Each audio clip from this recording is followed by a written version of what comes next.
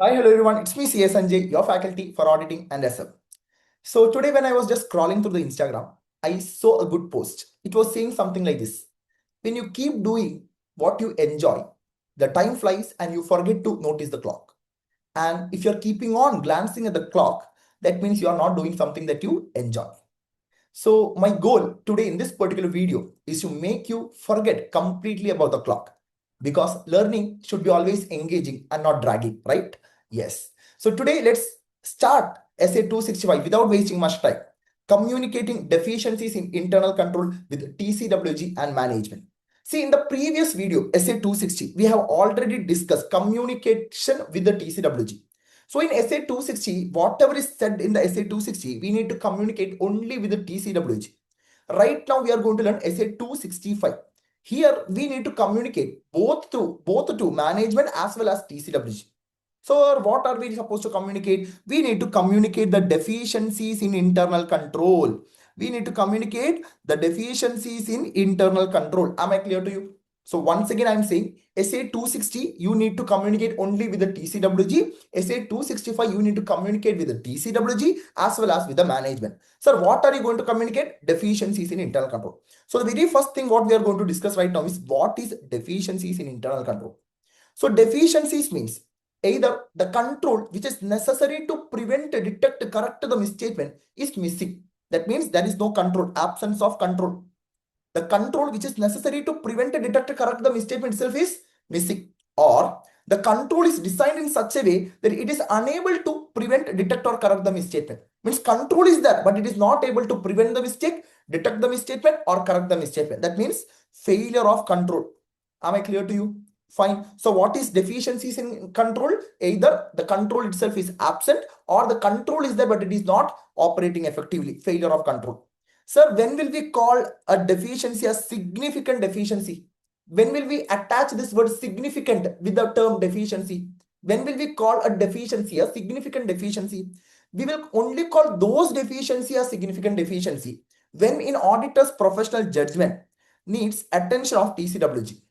So all the deficiencies are not significant deficiency. Significant deficiencies are those deficiency or a combination of deficiency which in auditor's professional judgment needs attention of TCWG. Needs attention of TCWG. So what are the two things we discussed right now? What is deficiency? What is significant deficiency? What is deficiency? Either the control itself is absent or the control is there but it is not able to operate effectively. What is significant deficiency? It can be a deficiency or it can be a combination of deficiency, which in auditor's professional judgment needs the attention of TCWG. Is this point clear to you? Yes, sir. Got it, sir. Got it, sir. Now my question to you, sir, if when I am saying there is a significant deficiency, does it mean there is misstatement? No. Significant deficiency does not necessarily means, see, significant deficiency does not necessarily means there is a misstatement. It can also include a possibility of misstatement. So when I am saying there is a significant deficiency, it does not necessarily mean there is a misstatement. It can also include a possibility of misstatement. Am I clear to you? Yes, sir. Got it, sir. Got it, sir. Yes, sir. Now, what is auditor's responsibility? Auditor's responsibility is to identify the deficiency, determine the significance. First, I need to identify the deficiency. Once I identify the deficiency, I should see whether it is a deficiency or a significant deficiency. I should determine the significance. Now I need to, once I determine its significance, I need to communicate. So whom will you communicate? To both TCWG and management. Sir, what will you communicate to TCWG? What will you communicate to management? We will communicate only significant deficiencies to TCWG. Clearly make this clear because it's very important. You are going to communicate only significant deficiencies to TCWG. Sir, what about management? To management, you are going to communicate all the deficiency. Whether it is a significant deficiency or other deficiency, doesn't matter. You communicate everything to management. Clear? So once again, what is auditor's responsibility? Identify the deficiency, determine the significance, and now you communicate the deficiency to TCWG and management. Whom will you communicate significant deficiency? We will communicate significant deficiency to TCWG as well as management. In other words, what will you communicate to TCWG? Only significant deficiency. To management, you will communicate significant deficiency as well as other deficiency. In simple words, we can simply say significant deficiency you need to communicate to TCWG and management. Other deficiencies you need to communicate to management only. So these small deficiencies, jujube chota deficiencies need to be communicated to management only. Am I clear to you? Only significant one needs the attention of TCWG. So whether it is significant or other deficiency, management should always, we have to communicate to the management. Clear? Yes, sir. Got it, sir. Got it, sir. Got it, sir. Now, sir, how to communicate? When should you communicate? You should communicate these deficiencies on a timely basis. Significant deficiency should be always communicated in writing. Okay, significant deficiency should be always communicated in writing. Sir, when will we communicate? On a timely basis. Okay, sir, what are the things I need to communicate? You should give a description of the deficiency. You should also communicate the potential effect. Like what will happen if this deficiency continues? What is the potential impact of this deficiency? You have to communicate in such a way, you have to provide sufficient information for the management and TCWG to understand the context. See, it's not like for namesake you are going to communicate. You should communicate with the purpose. They should be able to understand what we are actually trying to communicate. They should be able to understand the context of communication. See, at times what happens is we will just communicate for namesake. Standard asks me to communicate. I'm communicating. No, you should communicate. You should communicate with by providing sufficient information so that they understand the context. Am I clear to you? Yes, sir. Got it, sir. Got it, sir. Got it, sir. Now, here, look at the second point. Auditor has to determine the significance. How will he determine the significance? How an auditor will consider, this is deficiency, this is significant deficiency. How this auditor will take this decision? See, come to this point. Examples of matters to consider whether a deficiency constitutes a significant deficiency. So what are the factors that an auditor should consider to say this deficiency is a significant deficiency? First point, likelihood of material misstatement in the financial statement. If because of this deficiency, there is a possibility of material misstatements in the financial statement, it is a significant deficiency. If because of this deficiency, there is a possibility of material misstatement in the financial statement. Second point, see, why do we implement control? To ensure, to prevent the fraud, to ensure there is no loss of asset, right? If because of this deficiency, there is a possibility, there's a susceptibility of loss of asset or fraud, then it is a significant deficiency. We implement the control to prevent the fraud, to prevent loss of asset. If because of this deficiency, there's a possibility of fraud, if there's a possibility of loss of asset, then this deficiency is a significant deficiency. Clear? Yes. Then third thing I have to consider, the financial statement amounts exposed to such deficiency. What amount of financial statement is exposed to this deficiency? If huge amount is exposed to deficiency, then it becomes a significant deficiency. Only a smaller amount is exposed to such deficiency, then it is not a significant deficiency. So third thing that I should consider to say whether it is a deficiency or significant deficiency is the financial statement amount exposed to such deficiency. Next, interaction of deficiency with other deficiency. Sometimes what happens is one deficiency, when it combines with other deficiency, it may become a big deficiency. Such deficiencies are termed as significant deficiency. Simple one example. See, in the company I am auditing, there is no physical verification of inventory. And they don't have any procedure to obtain approval before issuing the goods from warehouse. What will happen? No physical verification of inventory, no need of obtaining approval before issuing the goods. What will happen? There's a high possibility of misstatements, right? There's a high possibility of fraud, right? Yes. So this is deficiency 1. This is my deficiency 1. This is my deficiency 2. Okay. So these two deficiencies, what will happen when these two deficiencies combine? It will become a significant deficiency. Clear? Yes, sir. Got it, sir. Got it, sir. Next, volume of activity in the account balance or class of transaction exposed to deficiency. Volume of activity, something very similar to this point, right? How much amount is exposed to deficiency? Volume of activity. Simple example. Say, for example, I'm auditing a company. That company, there is huge amount of credit sale, and they don't have any procedure to check the credit worthiness of the person before making the sale. It is a deficiency, right? See, whenever we are making credit sale, we have to ensure that the purchaser, the buyer, his credit worthiness should be verified, right? Yes, there is no such procedure of verifying the credit worthiness. What will happen? There's a high possibility of misstatement. There's a high possibility he may not repay the amount. And credit sale is a huge amount, right? So volume of activity in the financial statement exposed to deficiency. And finally, when we have to check whether a deficiency is a significant deficiency, we should also consider the importance of control. We have to consider different controls. What are the different controls? Controls over prevention and detection of fraud. Controls over prevention and detection of fraud. Controls over related party transfers. See, all these are significant matters, right? All these are significant matters, right? See, prevention and detection of fraud. If there's a fraud, it is very significant. Then that's a high possibility, it's a significant efficiency. Related party transaction, high possibility of what? Misstatements could happen, paper transaction may happen. So related party transaction, I should check the control over the related party transaction. I should check control over the transactions which are not at arm's length price. In other words, we can simply call it as outside the normal course of business. Outside normal course of business. Then control over period end journal entries. See, all the fraud will take near to the end of the year, financial year, right? So we have to check the period end journal. That should be a control over period end journal entries. If there is no control, then we can consider it as what? Significant deficiency. Then selection, control over selection of accounting policies. Then there should be general monitoring control. Clear. So what are the factors to be considered to say whether this deficiency is a significant deficiency? I have to see whether there's a possibility of material mistake. Because of this deficiency, there's a possibility of material misstatements in the financial statement. Because of this deficiency, there could be a fraud or loss of asset. Because of this deficiency, what amount of financial statement is exposed? Because of this deficiency interacts with other deficiency, becomes a big deficiency. Then what volume of activity is exposed to deficiency? And then I should also consider the importance of control to financial reporting process. I should check the controls over the financial reporting.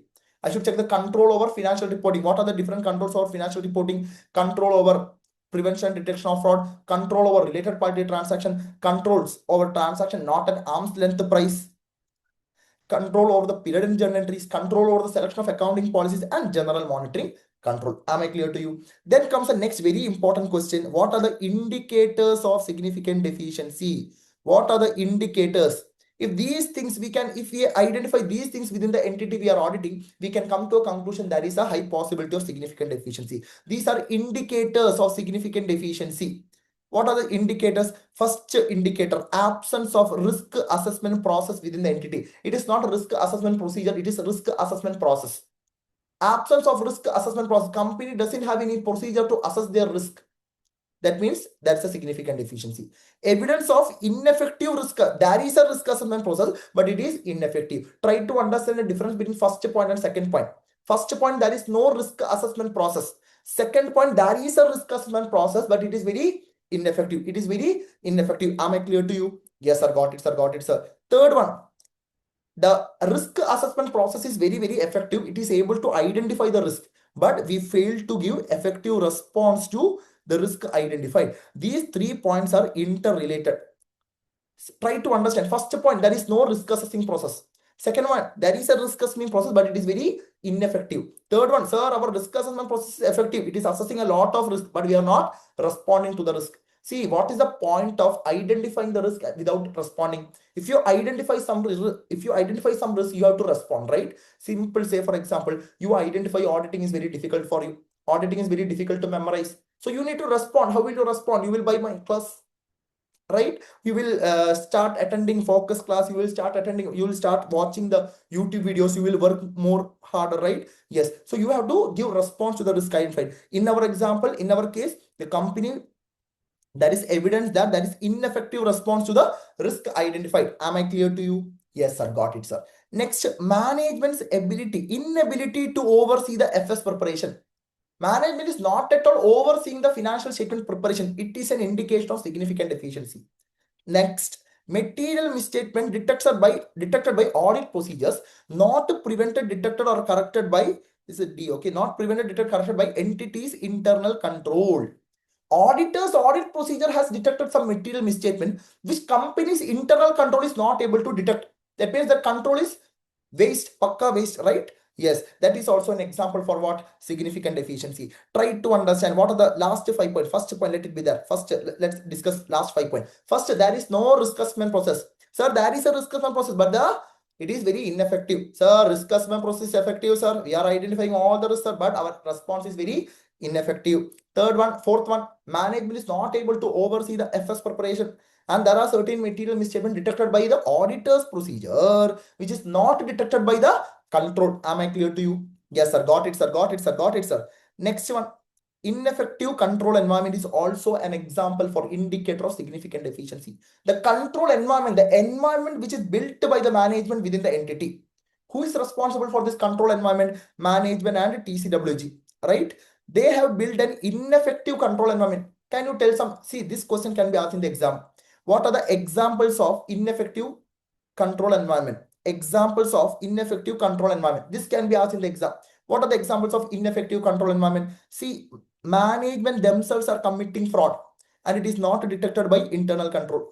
Management themselves, management, the one who is responsible to prevent the fraud, they themselves are committing the fraud. It is a best example for bad environment. So who is responsible to build a good control environment? Management. They themselves are committing fraud. What happens when management themselves are committing fraud? It will encourage the employees to do more fraud, right? Yes. Next, indication of significant transactions in which management is financially interested. So management is entering into some transaction in which they are financially interested, and such transactions are not overseen by TCWG. This is also an indication of bad control environment. Am I clear to you? Yes, management is entering into some transaction in which they are financially interested and it is not overseen by TCWG. Last one, management's failure to implement remedial actions to deficiencies communicated.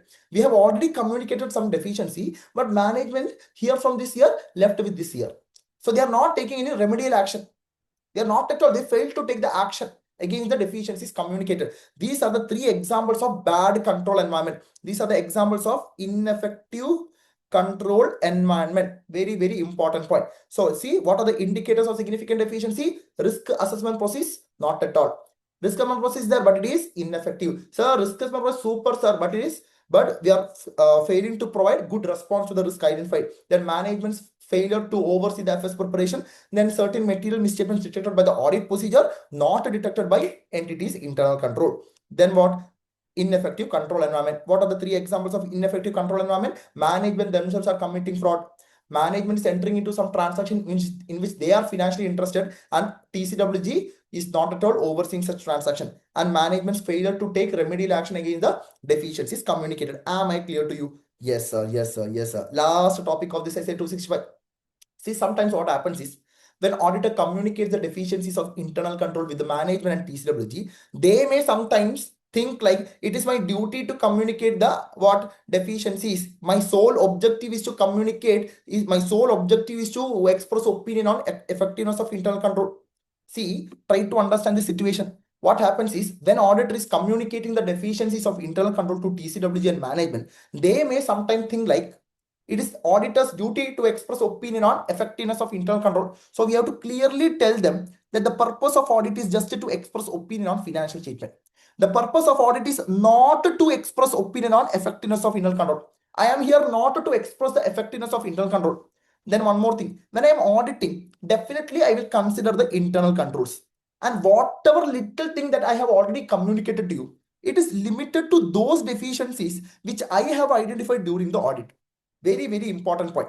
See, definitely when I am doing the audit, I will consider the internal control. But that doesn't mean that my objective is to express opinion on the controls. I will definitely consider the internal controls, and whatever little things I have whatever little deficiencies that I have noticed, I will definitely communicate it to you. But that doesn't mean my objective is to express opinion on the internal control. Am I clear to you? Am I clear to you? Once again, once again, once again. Please do listen here. See here, what we are saying is when an auditor is auditing, he will definitely consider the internal controls over the financial reporting, etc. Right? Yes. So if when I am considering, if I notice some deficiency, I will definitely communicate it to the management and TCWG. Correct? Yes. But that doesn't mean that my purpose is to express opinion on effectiveness of internal control. My purpose is to express opinion on the financial statement. And whatever things I have reported is limited to those deficiencies which in my judgment needs the attention of management and TCWG. That's it. Done. Clear? Am I clear to you? Yes. So this is all about SA 265. I hope you are able to understand this standard very well. If you are having any doubt, you can WhatsApp me. Clear? So if you like this video, please do like our YouTube channel, subscribe, as well as share it with your friends. Thank you. Thanks a lot.